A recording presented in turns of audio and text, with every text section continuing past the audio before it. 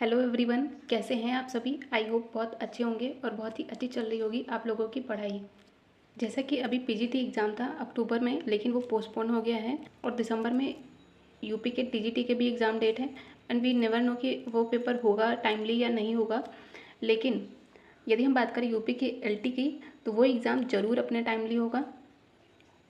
तो वो एग्ज़ाम ज़रूर टाइम से होगा, क्योंकि ये यूपी पीएससी कंडक्ट करा रहा है और यूपी पीएससी अपने सारे एग्जाम बहुत टाइमली करा रहा है। तो इसका पेपर बहुत ही जल्द हो जाएगा। इवन दिसंबर में तो 9 सब्जेक्ट्स की डेट भी आ गई हैं और एसएसटी की नहीं आई है, लेकिन वो भी बहुत जल्द आ जाएगी। तो इसके लिए आप लोग बहुत अच्छे से प्रिपेयर करिए। PYQ लगाइए सबसे पहले, देन बुक्स और उसके बाद फिर प्रैक्टिस सेट। तो आज हम लोग उसी के लिए यूपी एलटी के लिए सिविक्स मतलब कि पॉलिटिकल साइंस के प्रैक्टिस सेट को डिस्कस करेंगे और इसमें टोटल 60 क्वेश्चंस होंगे। तो इसमें पहला क्वेश्चन है, कह रहा है कि राजनीति शास्त्र के पिता कौन माने जाते हैं। तो ये हो जाएंगे अरस्तु। लेकिन ये बात याद रखिएगा कि अरस्तु से पहले जो प्लेटो थे, प्लेटो ने राजनीति पर विचार किया था, लेकिन जो प्लेटो थे इनका जो पूरा ज्ञान था वो कल्पना पर आधारित था। ठीक है, तो इसीलिए राजनीति शास्त्र के पिता हम अरस्तु को मानते हैं। फारसीवाद किस में विश्वास करता है, तो फारसीवाद कहता है कि जो राज्य होता है वह दल से श्रेष्ठ होता है। तो इसका हो जाएगा ऑप्शन ए, क्योंकि फारसीवाद राज्य को सर्वश्रेष्ठ मानता है। नेक्स्ट है दबाव समूह जो होते हैं इनका मेन पर्पज क्या होता है, मुख्य उद्देश्य क्या होता है। तो ये अपने जो सदस्य होते हैं उनके हितों को विकसित करना ही दबाव समूहों का मुख्य उद्देश्य होता है। राजनीतिक सिद्धांत जो कि नागरिकों को व्यक्तिगत जीवन में न्यूनतम हस्तक्षेप करे वो क्या कहलाता है, तो उसे कहते हैं हम व्यक्तिवाद। ठीक है, व्यक्तिवाद क्या करता है, ये व्यक्तिगत जो जीवन होता है उसमें न्यूनतम हस्तक्षेप करे, मतलब कम से कम हस्तक्षेप करे, यही होता है व्यक्तिवाद। नेक्स्ट है वह व्यक्ति। नेक्स्ट है व्यक्ति का वह अधिकार जो उसे सहज ही प्राप्त है, जिससे उसे वंचित नहीं किया जा सकता और ना ही उसे स्थानांतरित किया जा सकता। वो कैसे अधिकार है, तो वो प्राकृतिक अधिकार है। जैसे कि आर्टिकल 21 जीवन का अधिकार, ये एक प्राकृतिक अधिकार है।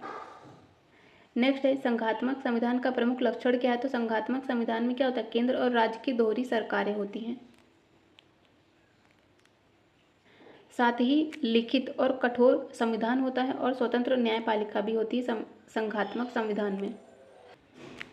नेक्स्ट है भारत में क्षेत्रवाद के उदय का प्रमुख कारण क्या है, तो ये हो जाएगी कि भाषा के आधार पर राज्यों का गठन तथा निर्माण हुआ, इसलिए भारत में क्षेत्रवाद का उदय हुआ।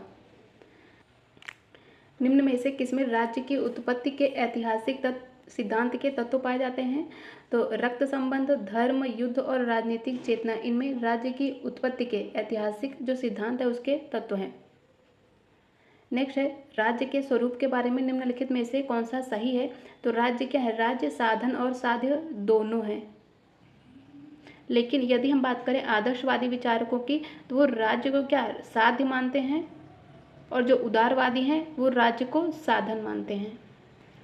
नेक्स्ट है फारसीवादियों के अनुसार जनतंत्र का सर्वाधिक वास्तविक रूप निम्न में से किसके द्वारा चलाई जाने वाली सरकार में पाया जाता है, तो ये पाया जाता है अभिजात वर्ग में। किसने इस विचार को व्यक्त किया है कि समानता अप्राकृतिक और अवांछनीय है, तो ये हो जाएंगे अरस्तु। नेक्स्ट है ग्रीन ने स्वतंत्रता को क्या माना है, तो करने योग्य काम करने की क्षमता माना है ग्रीन ने।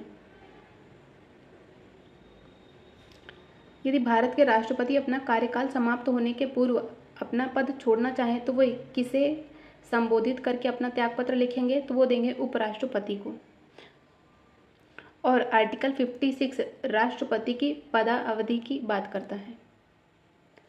सबसे निकृष्ट राज्य भी सबसे उत्कृष्ट अराजकता से अच्छा है, ये किसका मत था, तो ये था थॉमस हॉब्स का। नेक्स्ट है स्टेटमेंट दिया है कि जिन्हें हम सभी सही तौर पर अधिकार कहते हैं वे वास्तव में सही तौर पर कहलाए जाने वाले कानून की रचनाएं हैं। अधिकारों की यह परिभाषा किससे संबंधित है, तो ये संबंधित है बेंथम से। नेक्स्ट है सरकार के संघीय व्यवस्था में जो शक्तियां हैं वो बटी होती हैं किनके बीच, तो वो केंद्र और इकाइयों मतलब कि केंद्र और राज्यों के बीच। और शक्तियों के विभाजन का उल्लेख किया गया है 7वीं अनुसूची में। नेक्स्ट है यदि लोकसभा और राज्यसभा के बीच एक धन विधेयक पर मतभेद होता है तो राज्यसभा अपनी सिफारिशें भेज सकती है, जिसे लोकसभा स्वीकार भी कर सकती है और अस्वीकार भी। नेक्स्ट है केंद्र में राष्ट्रपति शासन लगाया जा सकता है, तो केंद्र में कभी भी राष्ट्रपति शासन नहीं लगाया जा सकता क्योंकि संविधान में इसका प्रावधान नहीं है। राष्ट्रपति शासन लगाया जा सकता है राज्य में। और भारत के संविधान के भाग 18 में आपात उपबंध का प्रावधान है और राष्ट्रपति शासन ये आर्टिकल 352 में है। नेक्स्ट है, निम्नलिखित में से कौन घोषणा पत्र मतलब कि मैनिफेस्टो की श्रेष्ठ परिभाषा है? तो जो राजनीतिक दल की प्रतिबद्धता होती है वही होता है घोषणा पत्र। आधुनिक राजनीतिक सिद्धांत के प्रमुख समर्थक तो इसमें हो जाएंगे Charles Merriam, David Easton, Harold Lasswell, सभी उपर्युक्त सभी। राज्य की उत्पत्ति का दैवीय सिद्धांत किसने प्रतिपादित किया था? तो ये हो जाएंगे जेम्स प्रथम। जेम्स प्रथम की बात करें तो इनकी बुक याद रखिएगा, the true law of free monarchy. ठीक है, the true law of free monarchy, ये है जेम्स फर्स्ट की बुक। अतिरिक्त मूल्य के सिद्धांत का प्रतिपादन किया गया था कार्ल मार्क्स के द्वारा। और कार्ल मार्क्स की प्रसिद्ध बुक याद रखिएगा, दास कैपिटल। प्लेटो के आदर्श राज्य में कौन सा वर्ग सामाजिक संरचना का हिस्सा नहीं होगा? तो इसमें प्रशासक वर्ग नहीं होगा, इसमें है शासक, सैन्य तथा उत्पादक वर्ग। संसद के किसी सदन की बैठक के लिए न्यूनतम गण पूर्ति कितनी होनी चाहिए? तो वो हो जाएगा समस्त सदस्य की संख्या का 1/10। नेक्स्ट है, लोकतांत्रिक विकेंद्रीकरण से क्या तात्पर्य है? तो ये हो जाएगी पंचायती राज्य की व्यवस्था। राज्य के सावयव सिद्धांत मतलब कि ऑर्गेनिक थ्योरी के समर्थक कौन है? तो ये हो जाएंगे ब्लंट्सली तथा हर्बर्ट स्पेंसर। किसने 2 प्रकार के समझौते किए थे? एक सामाजिक था तो दूसरा सरकारी था, तो ये हो जाएंगे जॉन लॉक। स्टेट शब्द का प्रयोग निम्नलिखित में से सर्वप्रथम किसने किया था? तो ये हो जाएंगे मैकियावेली। मैकियावेली की बुक याद रखिएगा, द प्रिंस, बहुत फेमस बुक है। नेक्स्ट है, रिपब्लिक का लेखक कौन था? तो ये हो जाएगा प्लेटो। किस राजनीतिक दर्शन ने धर्म को जनसाधारण का नशा कहा है? तो ये हो जाएंगे कार्ल मार्क्स। निम्नलिखित में से कौन सा एक नैतिक कर्तव्य है? तो माता पिता के द्वारा बच्चों को शिक्षा प्रदान करना यह एक नैतिक कर्तव्य है। और भारतीय संविधान के आर्टिकल 51 क्लॉज ए में मूल कर्तव्यों का उल्लेख किया गया है। और 86 अमेंडमेंट एक्ट 2002 के द्वारा, ठीक है, इसे जोड़ा गया था, जिसके तहत ये कहा गया है कि जो माता पिता हैं उनका ये कर्तव्य होगा कि बच्चों को शिक्षा प्रदान करें। कब से कब तक? तो 6 से 14 वर्ष के आयु के बच्चों को। भारत में सर्वोच्च क्या माना गया है? तो भारत में सर्वोच्च है संविधान। राष्ट्रीय स्वतंत्रता आंदोलन के दौरान बहिष्कृत भारत नामक विचार पत्र कौन निकालता था? ये हो जाएंगे डॉक्टर BR अम्बेडकर। और इन्होंने 1920 मतलब कि 1920 में ऑल इंडिया डिप्रेस्ड क्लास की स्थापना की थी। और इन्होंने 1924 में बम्बई से पत्र निकाला था, बहिष्कृत हितकारिणी। और यदि हम बात करें बहिष्कृत भारत की, तो ये निकाला था कब? 2000, तो ये निकाला था 1927 में, मराठी भाषा में था। नेक्स्ट है, परंपरागत राजनीतिक विज्ञान का निम्नलिखित में से कौन सा एक लक्षण नहीं है? तो तथ्यों के आधार पर बल नहीं देता परंपरागत राजनीति, तो इसका हो जाएगा ऑप्शन डी। परंपरागत राजनीति बात करता है अमूर्त स्वरूप की, काल्पनिकता की तथा दार्शनिकता पर बल देता है। श्रेणी समाजवाद का संबंध निम्नलिखित में से किस देश से रहा है? तो ये रहा है ब्रिटेन से।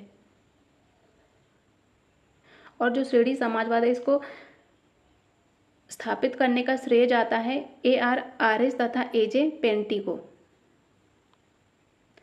सामाजिक न्याय की अवधारणा पर निम्नलिखित में से कौन बल देते हैं? तो ये हो जाएंगे मार्क्सवादी। समाजवाद शब्द का प्रथम बार उपयोग किया गया था रॉबर्ट ओवन के द्वारा। कब किया गया था? 1827 में। गांधी जी के अनुसार अहिंसा का अर्थ क्या है? कि आध्यात्मिक बल के आधार पर बुराई का प्रतिरोध करना। प्रत्यक्ष लोकतंत्र में यह व्यवस्था रहती है कि यदि जनता के निर्वाचित प्रतिनिधियों या फिर अधिकारियों का व्यवहार संतोषजनक न हो तो जनता उन्हें पद से हटाकर उनकी जगह नए प्रतिनिधि चुन सकती है। तो इस पद्धति को हम कहते हैं जनमत संग्रह, जो कि स्विट्जरलैंड में हमें देखने को मिलती है। नेक्स्ट है स्टेटमेंट दिया है कि सरकार राज्य का अभिव्यक्त रूप है, यह व्यक्ति के सामान्य उद्देश्यों की पूर्ति करता है। ये कथन किसका है? ये है लीकॉक का कथन। नेक्स्ट है स्टेटमेंट है कि स्वतंत्रता की समस्या का एकमात्र हल है कि वह समानता में निहित है। तो ये कहा गया था पोलार्ड के द्वारा। और राज्य के अंतर्गत राजा यदि चोरी का पता लगवाने में असमर्थ रहता है तो उसके लिए वह पाप के समान है, ये कहा था मनु ने। तो मनु का मतलब क्या है कि यदि कोई राज्य है और उसमें चोरी होती है तो उसका पता लगाने में यदि राजा असमर्थ है तो वो पाप होगा, ये कहा गया था मनु के द्वारा। प्रत्यक्ष लोकतंत्र वाला देश तो ये हो जाएगा स्विट्जरलैंड। द्वंद्वात्मक भौतिकवाद का सिद्धांत निम्नलिखित में से किसका है? तो ये हो जाएंगे वैज्ञानिक समाजवाद का है द्वंद्वात्मक भौतिकवाद का सिद्धांत। साम्राज्यवाद पूंजी का अंतिम चरण है, ये कथन है किसका? लेनिन का। भारत के किस संविधान संशोधन में संविधान की प्रस्तावना में राष्ट्रीय एकता के साथ अखंडता शब्द जोड़ा गया था? तो ये हो जाएगा 42nd अमेंडमेंट एक्ट 1976 के तहत। तो ये याद रखिएगा। Discourses on art and science नामक पुस्तक का लेखक तो ये हो जाएंगे रूसो।